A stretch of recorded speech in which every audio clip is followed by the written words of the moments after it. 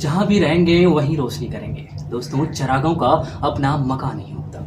इस पूरी पंक्ति को जो है वो पूरी तरह सार्थक करने वाले आज हमारे साथ हमारे मेहमान धनंजय कुमार जी हैं और इन्हें हेलमेट मैन के नाम से जाना जाता है। और आप लोग इनके सोशल मीडिया अकाउंट से ज़रूर जुड़े होंगे और ज़रूर इनको जानते भी होंगे कि ये किस तरह अपनी सर्विस में रहते हुए अपनी सर्विस में रहते हुए समाज के प्रति जो इनका योगदान है, जो सेवा है, वो पूरी भागलपुर की जनता के साथ साथ पूरे भारत के लोग इनको बहुत ही जो है इनकी प्रशंसा करते हैं सोशल मीडिया अकाउंट पर। और आज बड़ी सौभाग्य की बात है कि आज हमारे मेहमान के तौर पर, हमारे मार्गदर्शक के तौर पर ये हमारे साथ हैं। बहुत बहुत धन्यवाद सर आपका हमारे खास कार्यक्रम आशीर्वाद मंत्रा सफलता की एक श्रृंखला के इस सीजन के पहले एपिसोड में सर। Thank you.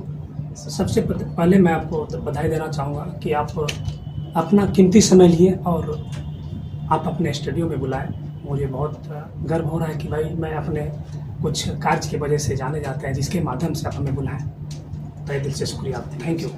दोस्तों, आपने डायल 112 की बात सुनी होगी और उनमें ये कार्यरत हैं। और एक सामान्य पुलिस प्रशासन की अगर हम बात करें तो पूरे शहर में पर्याप्त पुलिस आपको दिखेंगे। और उस पुलिस में अगर कोई अपना स्थान बना सकता है कि इतने स्टार के तौर पर इनकी जो पहचान है, अगर इनको आप किसी चौक चौराहे पर देखेंगे जो इनकी सेलिब्रिटी की जैसी पहचान है, तो ये इनको खास बनाता है। और ये हमें सिखाता है कि हम लोग जहाँ भी रहें एक चिराग के तरह रहें, जहाँ भी रहें बस रोशनी फैलाते रहें।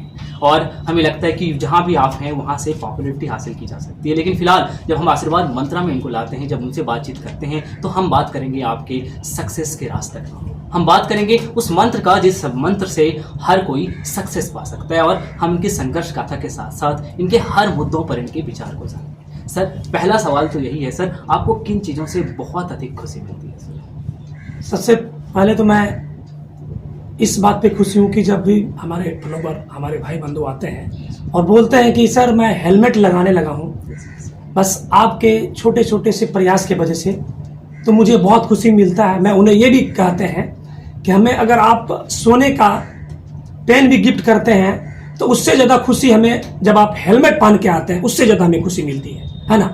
ये सबसे हमारे लिए खुशी कि आप हेलमेट लगा के आते हैं और आप हेलमेट लगाते हैं अपने जीवन के लिए, है ना। तो इससे ज़्यादा हमें खुशी मिलती है। हमें हीरे और सोने का पेन या कोई भी गिफ्ट नहीं चाहिए, बस आप सुरक्षित रहिए, सतर्क रहिए, यही सबसे मेरी बड़ी खुशी है। सर, यही आपको खास भी बनाता है कि पुलिसमैन आपको सड़कों पर तो हर ट्रैफिक पुलिस की आप संख्या देखेंगे, हर चौक पर 5-6 मिल जाएंगे, लेकिन उसमें अगर धनंजय कुमार की चर्चा है तो क्यों है?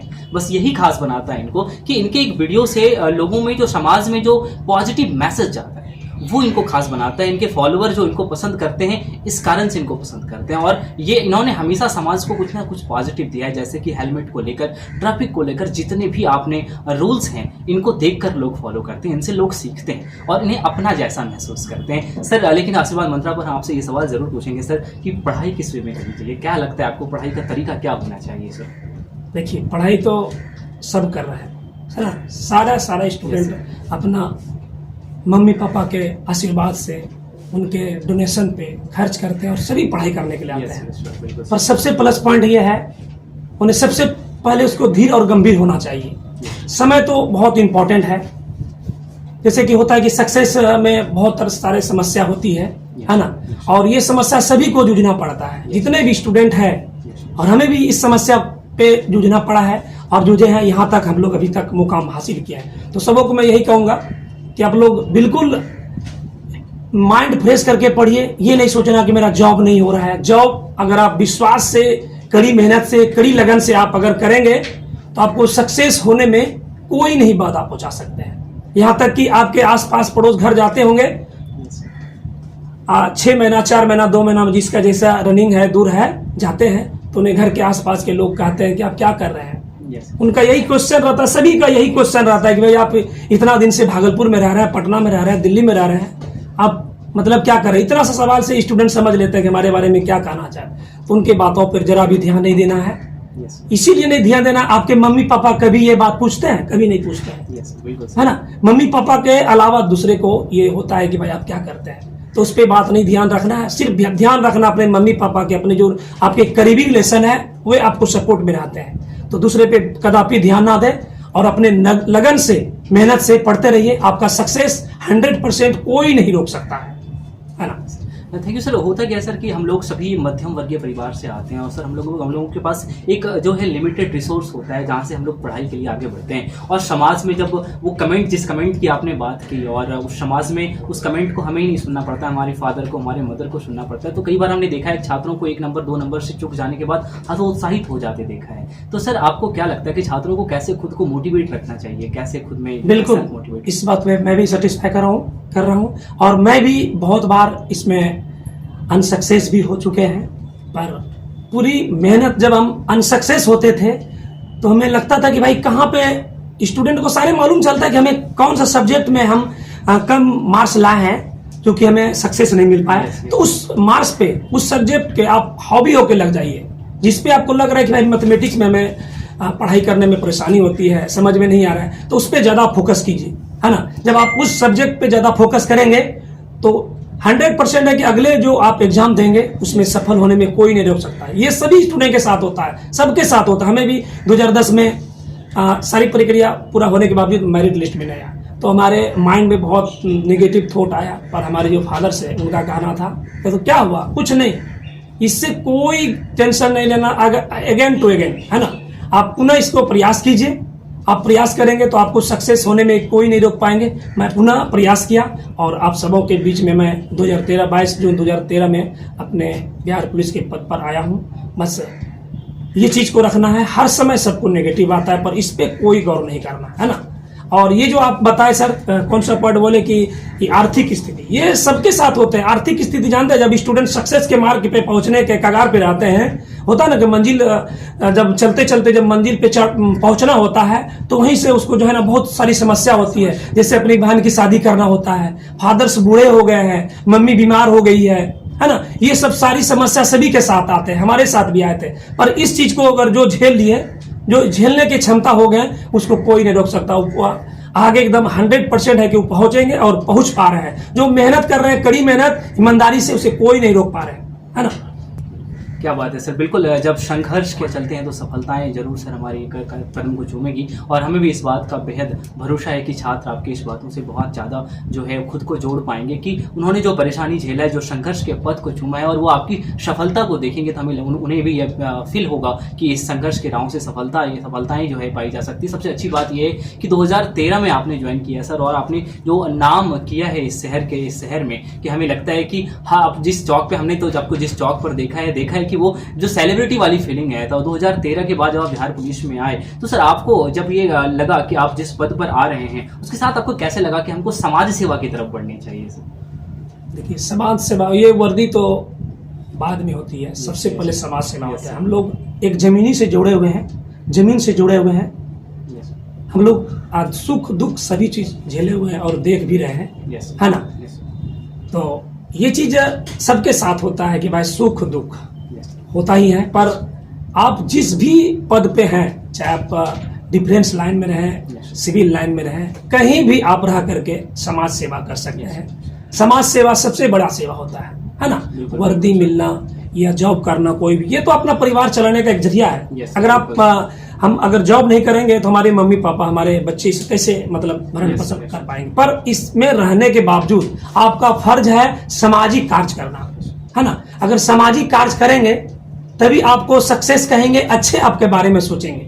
आप जॉब कर रहे हैं, आपके मम्मी पापा घर में भूखे हैं, आपके मम्मी पापा किसी से 2 रुपया मांग रहे हैं, तो आपका जॉब करना ना करना कोई वैल्यू नहीं रहेगा। पड़ोस वाले बोलेंगे देखिए उसका लड़का कितना अच्छा जॉब कर रहा है पर उसकी मम्मी को सही से कपड़ा नहीं पहन पा रही है। ये अगर आपको सुनने के लिए मिल जाए तो आप चीफ मिनिस्टर क्यों ना बन जाए, है ना। कोई भी पद पे चल जाए, कोई मायने नहीं है, आपका वहां पे कोई वैल्यू नहीं रहेंगे। अगर आप छोटे कर्मचारी हैं, जैसे हम लोग कांस्टेबल हैं, रहने के बावजूद आपके बात से, आपके हर पॉइंट से अगर घर वाले, आस पास पड़ोस अगर आपके बारे में अच्छा सोच रखते हैं तो आप बहुत बड़े मुकाम हासिल कर चुके हैं, है ना। आपका जोड़ कोई नहीं है ना। इस तरह से सबको रखना चाहिए, सबके दिमाग में थॉट चलना चाहिए कि भाई अगर हम जॉब कर रहे हैं या प्राइवेट जॉब कर रहे हैं या सरकारी जॉब कहीं भी करते हैं, अपने पास पड़ोस को, अपने मम्मी पापा का बहुत जोरों से ख्याल रखिए। आपका हर समय इज्जत रहेंगे, उसके आशीर्वाद से आपका दिन दुना रात चौगुना हर समय होते रहेंगे।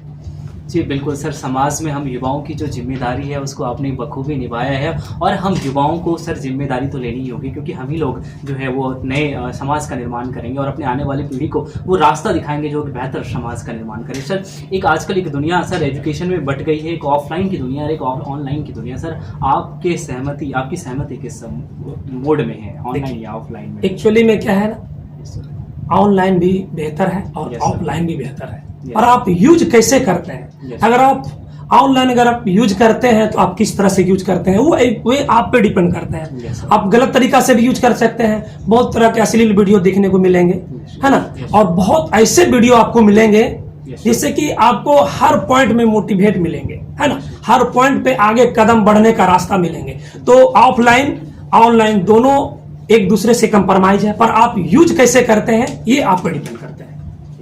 सर चूंकि आप सोशल मीडिया के स्टार के तौर पर हैं और सोशल मीडिया से आपका जो जुड़ाव है, और आजकल जो युवाओं को जो है सोशल मीडिया ने सर कुछ हद तक कह सके कि दिग्भ्रमित किया है, थोड़ा रास्ता जो है वो अपनी तरफ खींचकर पढ़ाई से थोड़ा दूर किया है, तो आप सोशल मीडिया पर पॉपुलर होते हुए छात्रों को क्या सजेशन देना चाहेंगे?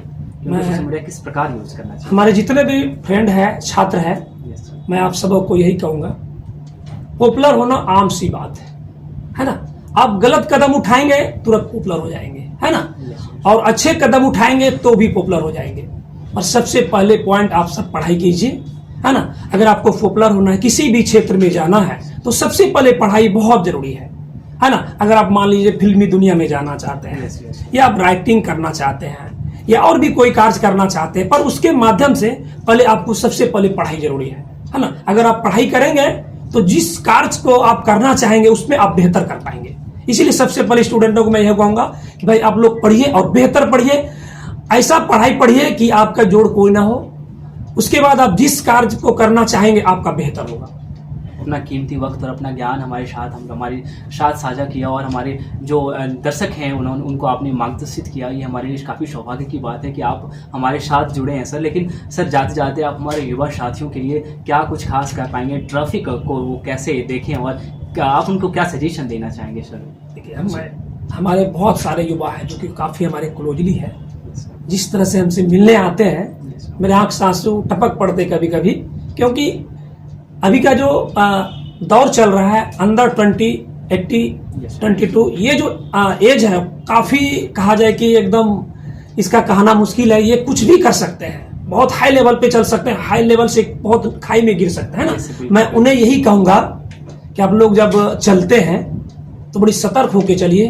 आपको जो आपके मम्मी पापा आपको भेजते हैं, आप पे निगाह रहते हैं, उम्मीद टिका हुआ है, आपको भेजते हैं जरूर, पर उनके आपके ऊपर हर समय लगा रहता है कि हमारे जो बच्चे रोड पे सफर कर रहे हैं वो सुरक्षित पुनः हमारे पास आ जाए। ये सभी के माँ बाप का ख्याल रहता है, क्योंकि माँ बाप के लिए अपना बच्चे दिल का टुकड़ा होता है ना। अगर माँ बाप के बस की बात चले तो कोई अगर मांगे कि आप अपने बच्चे को देंगे या अपने दिल का टुकड़ा, तो दिल के टुकड़ा निकाल के दे देंगे, है ना।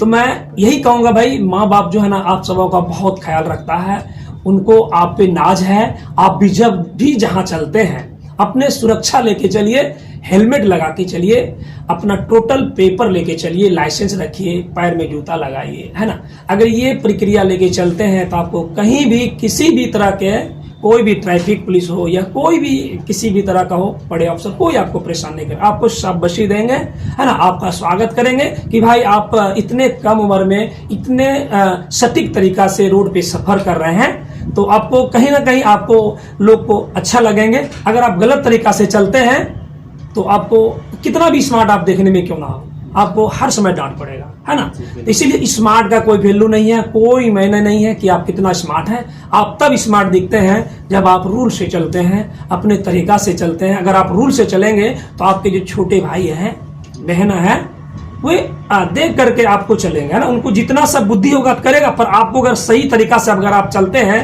घर में सही तरीका से व्यवहार करते हैं अपने मम्मी से, पापा से, पड़ोस से, तो ये बच्चे आपके सीखेंगे, आपके भाई बंधु सीखेंगे। जब वे सीख लेंगे तो उनके जो आने वाले जनरेशन है उसको सिखाने का जरूरत नहीं पड़ेंगे, है ना। बिल्कुल। युवा साथियों, बहुत ही खास मेहमान हमारे साथ आज धनंजय कुमार जी जुड़े हुए थे और उन्होंने जो हमारे साथ जो अपनी जानकारी को साझा किया, आपके एजुकेशन के साथ साथ खासकर ट्रैफिक नियमों को जो उन्होंने समझाया है, हमें लगता है कि आप सबों को उसको पालन करना चाहिए, क्योंकि हम युवा पीढ़ी हैं, हम ही बदलाव ला सकते हैं और हमारा ही मन काफ़ी चंचल होता है। और ट्रैफिक को लेकर जो आज नई नई घटनाओं को देखते हैं, तो उसके लिए आप कितने सजग रह सकते हैं, और सर ने उसके लिए जो काम किया है वो तो ये धन्यवाद के पात्र हैं ही। सर बहुत बहुत धन्यवाद सर, आपने अपना कीमती वक्त हमारे साथ साझा किया। उम्मीद करते हैं ये सभी जानकारी हमारे दर्शकों के लिए लाभप्रद हो। Thank you.